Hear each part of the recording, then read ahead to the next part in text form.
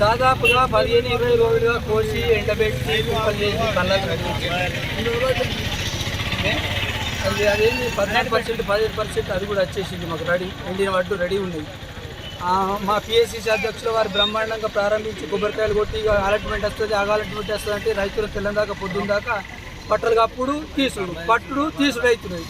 ఇది మన తెలంగాణలో నల్గొండ కానీ వరంగల్ కానీ అక్కడ చూస్తుంటే టీవీలో కానీ ఫోన్లో కానీ చూస్తుంటే వర్షాలు పడి ఉన్న అడ్లు నానిపోయి వాళ్ళు చేతులతో ఎత్తుకుంటే మాకు భయం అవుతుంది. ఎప్పుడు ఏ వర్షం పడుతుందో, ఏ కళ్ళం తడిచిపోతుందో, ఉన్న అడ్డు చేతు రాకపోయా, కోంటాడు కొనకపోయా, గవర్నమెంట్ కట్టు 2370 వేస్తే ఆశతో మేము దాదాపు 100 రైతుల పైన ఇక్కడ కళ్ళాలు రెడీ ఉన్నాయి.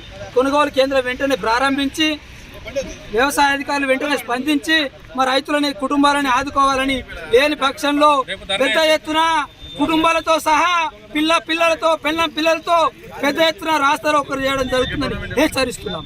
15 రోజులుగా రైతులు పండు కోసి ఎండబెట్టి కళ్ళాలు చేయడం జరిగింది. ఈరోజు ఎప్పుడు ఏ వర్షం పడుతుందో తెలియదు, తడిచిపోయే పరిస్థితులు ఉన్నాయి. కొనుగోలు కేంద్రం ప్రారంభించి అయ్యగారు మన పిఎస్సిసి అధ్యక్షులు కొబ్బరికాయలు కొట్టి చందాతో అంకమ్మ చేయించడం జరిగింది. కావున అలాట్మెంట్ ఇక వస్తుంది, రేపు వస్తుంది. అధికారులు అడిగించిన స్పందన లేదు, ఎంఆర్ఓ గారు స్పందన లేదు, అధికార స్పందన లేదు. ఈ కొనుగోలు కేంద్రం వెంటనే ప్రారంభించి రైతులకు ఆదుకోవాలని రైతుల తరపున అందరం మేము కోరుకుంటున్నాం.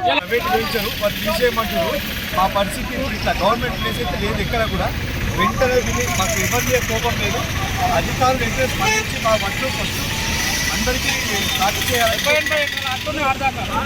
వర్షం పడితే మొత్తం 15 రోజులు అవుతుంది సార్.